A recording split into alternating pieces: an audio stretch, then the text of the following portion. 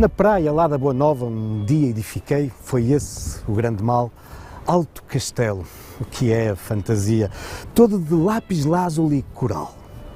Naquelas redondezas não havia quem se gabasse de um domínio igual. Oh, castelo tão alto, parecia o território de um senhor feudal.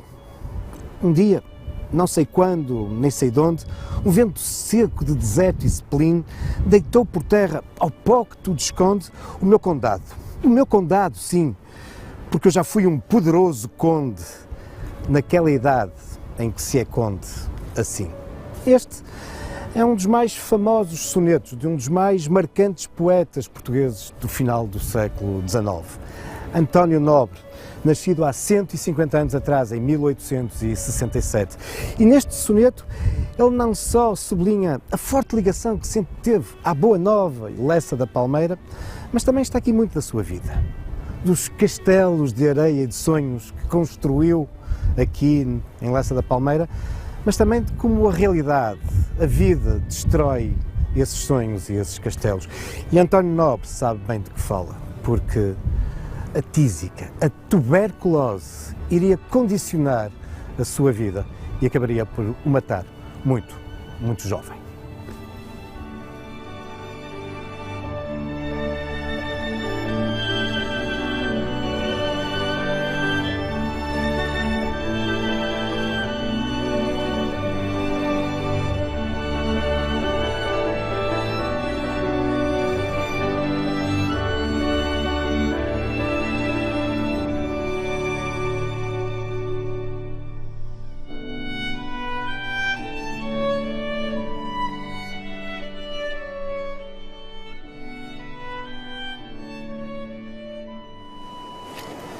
António Nobre nasceu no Porto, na rua de Santa Catarina, há um século e meio atrás, a 16 de agosto de 1867.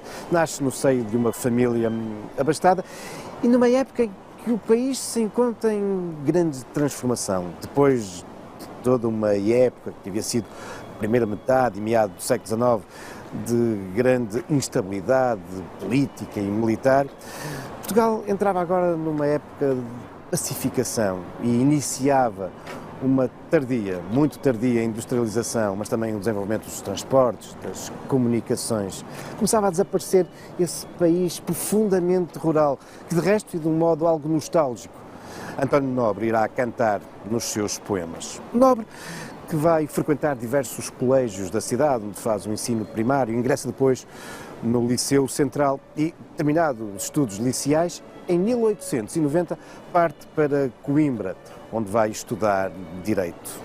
Na cidade do Mondego, que também irá cantar nos seus poemas, as coisas não lhe vão correr muito bem, do ponto de vista dos estudos, porque do ponto de vista literário começa a dar nas vistas. Vai ingressar no grupo da revista Boémia Nova, liderado por Alberto Oliveira, de quem de resto se tornará amigo para o resto da vida. Quanto aos estudos, bom, depois de ter reprovado consecutivamente 2 anos, em 1890 parte para Paris. Aí, na Sorbonne, irá cursar Ciências Políticas. Esta feita com sucesso. Termina o curso em 1894. Um ano antes, 1893, em Paris, edita aquele que foi o seu primeiro livro, o único em vida, Só, que se tornará numa referência da poesia portuguesa, particularmente do século XIX.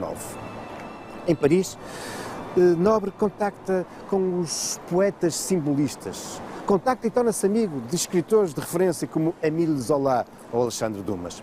Mas é também em Paris que se começa a manifestar de um modo pungente uma doença que o vai definhando e que em apenas 6 anos após a conclusão do curso o irá levar à morte. António Nobre tinha apenas 32 anos de idade.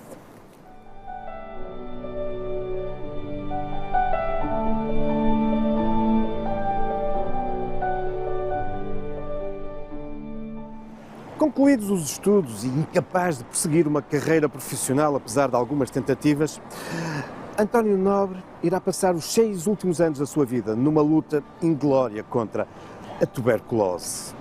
Irá viajar bastante, não por lazer, mas na busca de uma cura, contando para isso com o apoio financeiro da família, particularmente do seu muito querido irmão, Augusto Nobre. Viaja até aos Estados Unidos, Nova York, Baltimore, até à Suíça, até à Madeira, mas nunca consegue a cura. Regressa também a Portugal, onde passará bastante tempo, aqui na Foz, também em Lessa da Palmeira e numa quinta da família, em Penafiel. E aqui, na Foz do Douro, especialmente na casa do seu irmão, esse conceituado académico, especialista nas ciências do mar. Aliás, ainda hoje, aqui na Avenida Montevideo, encontramos o aquário da Universidade do Porto, que tem o seu nome, o Aquário Augusto Nobre.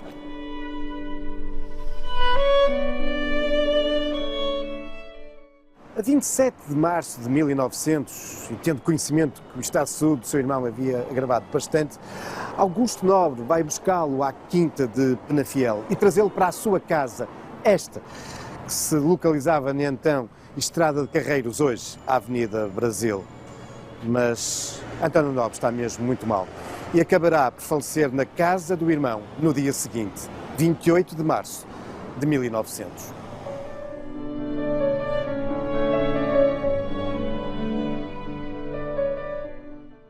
A Foz do Douro, onde António Nobre também viveu e acabou por falecer, inspirou a sua produção poética. Há muitas referências à Foz, aos seus pescadores, ao mar, ao pôr do sol, ao movimento das embarcações ao largo. Aliás, num dos seus mais famosos poemas, Lusitânia, no bairro Latino, António Nobre descreve-nos de uma forma muito curiosa o farol da Senhora da Luz no alto desta elevação, mandado construir no século XVIII pelo Marquês de Pombal. Não só o farol, mas também aquela torre semafórica mandada construir já no século XIX pela Associação Comercial do Porto e que içava bandeiras para comunicar com as embarcações que estavam ao largo. Nesse poema, Nobre diz-nos: ó farolim da barra, lindo, de bandeiras, para os vapores a fazer sinais. Verdes, vermelhas, azuis, brancas, estrangeiras, dicionário magnífico de cores.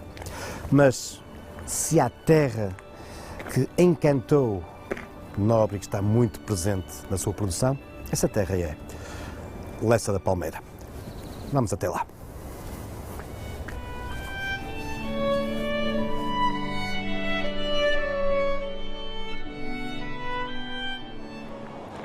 A ligação de António Nobre à Lessa da Palmeira é praticamente desde o berço.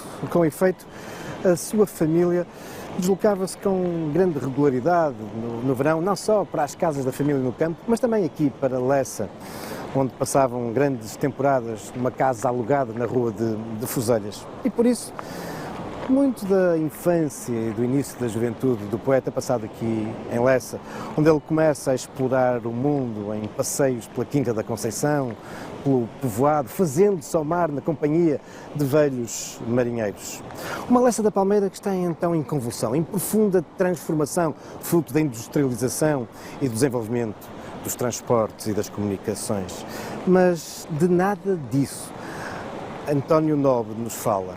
Na sua poesia, ele está ainda muito ligado a um mundo bucólico, a um país campesino, tradicional.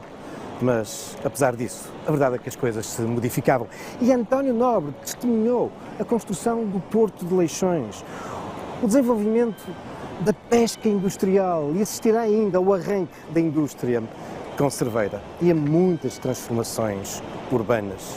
Mas o castelinho que nós hoje conhecemos na praia de Lessa, António Nobre conheceu ainda no seu local original, mesmo na foz, na barra do rio Lessa. Era um posto semafórico, mas fruto dos tempos, a construção do Porto de Leixões obrigou à sua desmontagem, tendo sido transferido aqui para o meio da praia.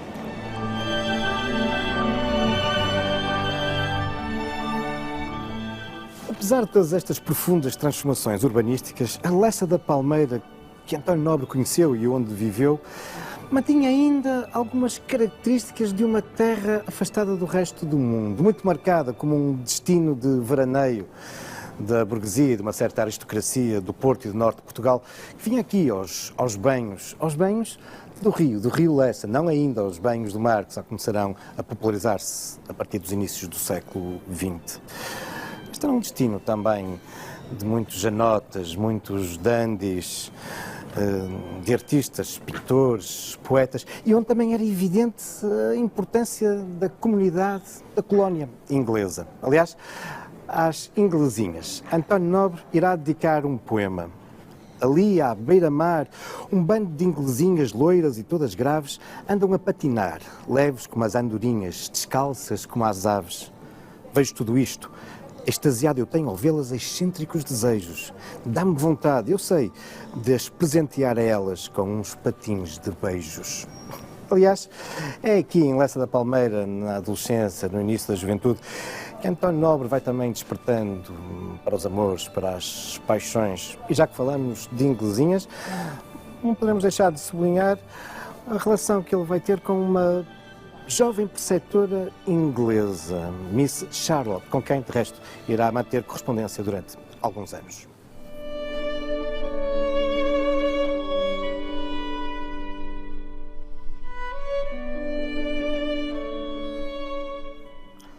As recordações felizes da juventude do poeta em Lessa da Palmeira ficam associadas também a algumas atividades, como era o caso das jericadas, passeios em Jerico, até alguns lugares nas proximidades, como é o caso, por exemplo, da Praia da Memória, onde António Nobre vai visitar o monumental obelisco que assinala o sítio onde, em 1832, desembarcou Dom Pedro IV e o seu exército libertador, ou então um pouco mais a norte, ao Cabo do Mundo.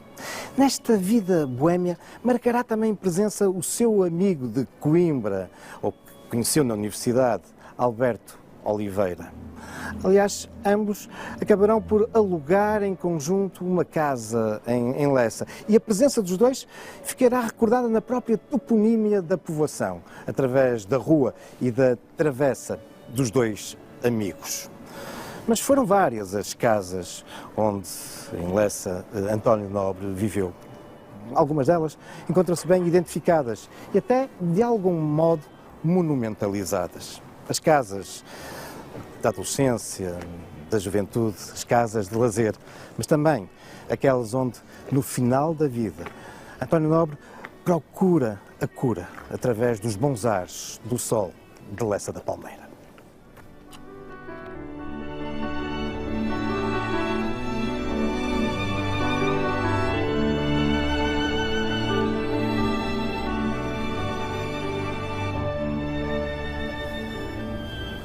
A memória da presença e da passagem de António Nobre por Lessa da Palmeira encontra-se há muito sublinhada, não só pela toponímia, pelo nome de algumas ruas, não só porque algumas das casas onde viveu se encontram sinalizadas, mas também desde 1933, porque aqui foi erguido um monumento ao poeta. Fica naquela que é hoje a Rua António Nobre, num largo onde também confluía a antiga Rua de São Januário.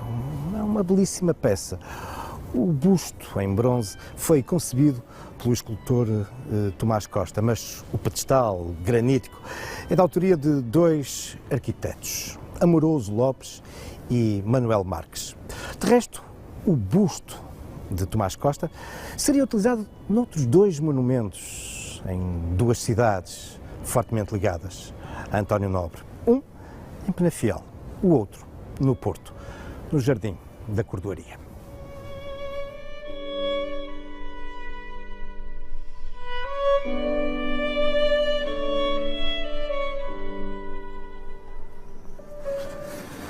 De facto, Lessa da Palmeira está muito presente na vida e na obra de António Nobre. São muitas as referências, lugares da povoação e sempre dentro desta corrente algo saudosista, bucólica, uma abordagem claramente pré-industrial de António Nobre.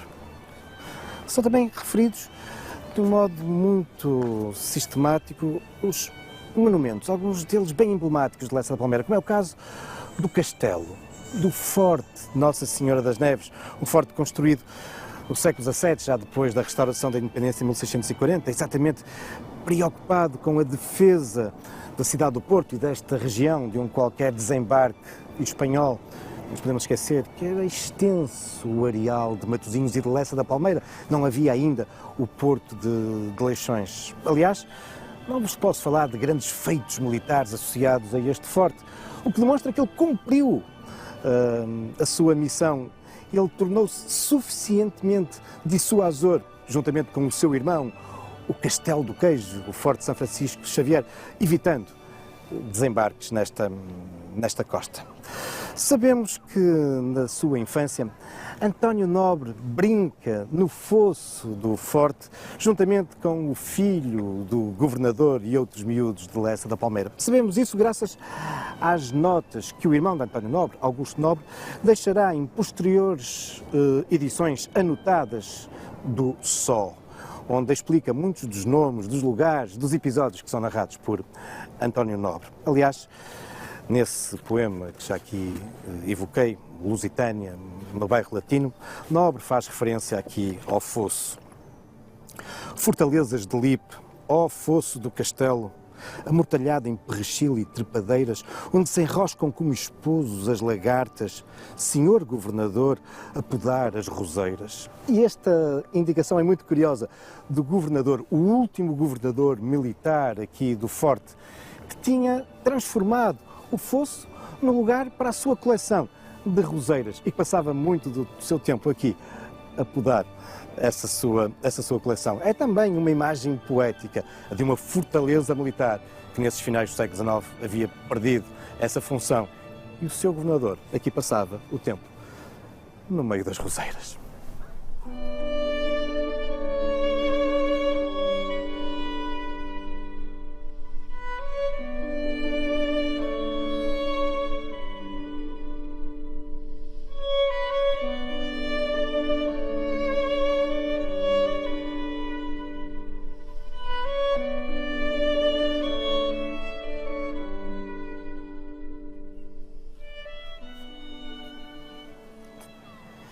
Em 1886, menos de 4 anos antes de falecer, António Nobre, na Quinta do Seixo, em Penafiel, irá escrever Quando Eu Morrer, um poema que se inicia desta forma. Quando eu, enfim, morrer, rodei-me por campo um monte alto e elevado, sarcófago de luz que tem por laje e tampa o céu todo estrelado.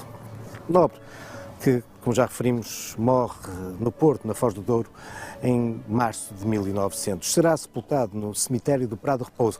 Mas alguns anos depois, não sabemos se para cumprir um desejo que terá manifestado ainda em vida, o irmão do poeta, Augusto Nobre, faz trasladar os seus restos mortais para Lessa da Palmeira, onde, desde então e até hoje, repousa, bem no centro do cemitério municipal. Trata-se de uma tampa, longe de ser um monte alto, mas pelo seu arranjo. Afinal, as características naturais, bucólicas, são evidentes nesta cobertura vegetal, desta sepultura que indiscutivelmente está sob o céu estrelado.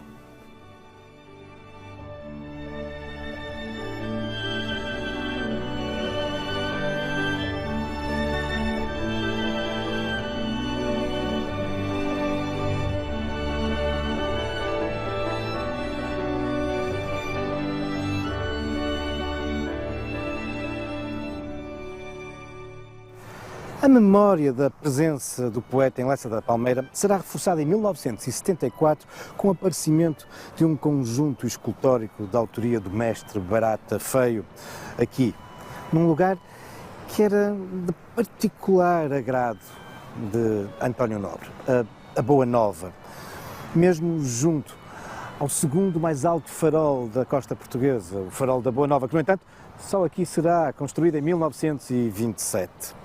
Este conjunto escultórico, em 1980, será reforçado por uma intervenção, um arranjo da autoria do arquiteto Álvaro Cisa Vieira. Mas sim, trata-se de um conjunto, porque além da estátua do poeta, aqui podemos também contemplar duas figuras femininas. São as musas que, ao longo da sua vida, inspiraram o poeta. o poeta, saudosista, bucólico, escreveu poemas como este. Onde estás? Onde estás?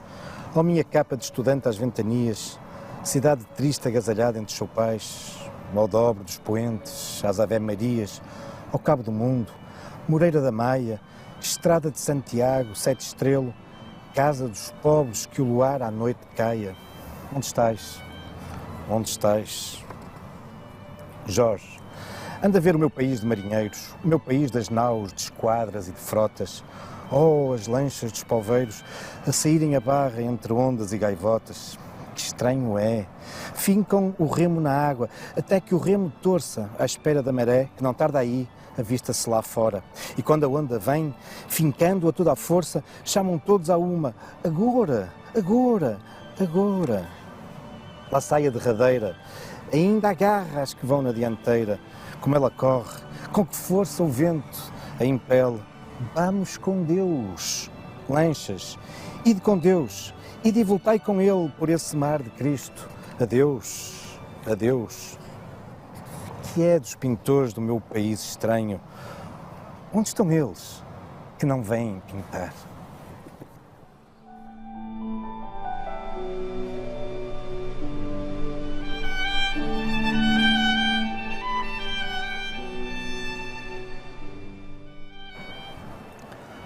A Boa Nova, ou São Clemente das Penhas, era, no tempo de António Nobre, um sítio ainda mais deserto, inóspito do que nos nossos dias. Um local verdadeiramente mágico, marcado pela presença da velha capela da Boa Nova, que evoca a presença, desde os finais da Idade Média, 1392, neste sítio, de uma pequena comunidade, um ermitério de frades franciscanos. A capela, que de resto estará muitas vezes presente na produção poética de António Nobre. Oh, Boa Nova, ermida à beira-mar, única flor nessa viva alma de Areais. Na cal, meu nome ainda lá deve estar, à chuva, ao vento, aos vagalhões, aos raios. Há muitas, muitas décadas que o nome de António Nobre, aqui gravado pelo próprio, desapareceu. Mas neste promontório foram-se somando outras memórias, outros patrimónios, como é o caso do Salão de Chá da Boa Nova, da autoria de Cisa Vieira, um monumento nacional com mais de 50 anos. Mas isso são já outros factos, também outras lendas, futuros caminhos da história.